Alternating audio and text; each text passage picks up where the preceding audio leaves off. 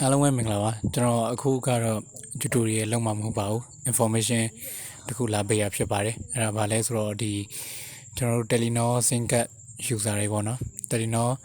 သုံးတဲ့လူတွေအတွက်သတင်းကောင်းတစ်ခုဖြစ်ပါတယ်အဲ့ဒါကတော့ကျွန်တော်တိုက်တယ်မှာရေးထားတဲ့အတိုင်းပဲဒီ 1GB ကို1000နဲ့ဝယ်လို့ရမှာဖြစ်ပါတယ်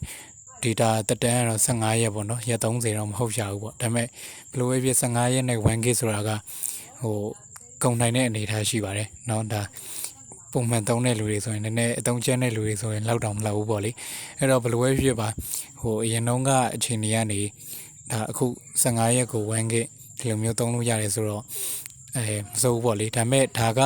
ဘယ်ချိန်အထိဆက်ပြီးတော့ရှိနေမလဲဆိုတာတော့ကျွန်တော်တို့လည်းမသိဘူးဆိုတော့ဒါဒိုင်းရှိုးပုံစံလေးဖြစ်နိုင်တယ်ပေါ့နော်ဆိုတော့ဟိုအားလုံးပဲဟိုအခုရတော့လေးမှာTelenor user တွေပေါ့နော် blanket သမားပဲဖြစ်ဖြစ်ရိုးကတ်ပဲဖြစ်ဖြစ်ပေါ့နော်အခု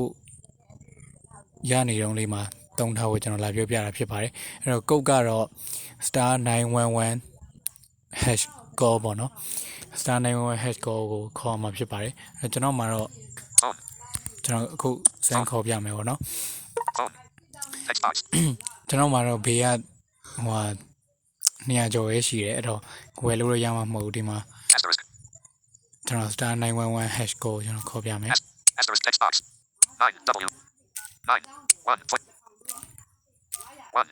*911# call button call ပေါ့နော် message button call 0 plus call button sim 2ဒီမှာ sim 2ကကျွန်တော် Telenor ဆိုတော့ call button call လုပ်လိုက်မယ် *911 pound deleted USSD code running အဲ့တော့ phone text box ဒီမှာဆိုရင် UK QWERTY keyboard ဒီမှာသူက 1GB ဆိုရင်1000ပေါ့နော် 2GB ဆိုရင်2000 3GB ဆိုရင်3000အဲ့လိုမျိုးပေါ်နေလိမ့်မယ်ပေါ့နော်ဒီမှာ 2GB data 1GB 2GB data 2GB 3 2GB data 3GB pound အဲ့မှာကျွန်တော်က1နှိပ်လိုက်မယ် shift symbol keyboard showing 2 1 send button phone showing English စမ်းလုပ်လိုက်မယ်ပေါ့နော်အမပြီးရင် text box 1GB data code date chặt có party date nó chặt trên đồng dụng nói party cả shit text box ဒီမှာလဲ1ပဲစမ်းနှိပ်မယ် symbol keyboard showing ကျွန် symbol တော်မှာ keyboard တော့ဘေးကမပြေဘူးပေါ့နော် 1GB send button ဒါဥမာကျွန်တော်လုပ်ပြတာပါ symbol keyboard tê du đến party bông má tên y tao sổ chặt cố attribute y SMS date đồng nhập minute trên bộ bê bạc nhí okay button okay ပြီးလိုက်ပါဒါပေမဲ့ကျွန်တော်မှာတော့ message ကဒီမှာ messages ဟိုမရဘူးလို့ပဲသူပြောလိုက်မယ်ဟုတ်ဆိုဘေးမပြေလို့ပေါ့နော် 333 500 Telenor 21 PM add category button Telenor 21 PM là chặt quý mắc đầu là bạc thực hiện 1 UI လက်ကြံငွေမလို့တော့ပါတပြင်းလို့ပြောရနော်โอเคအဲ့တော့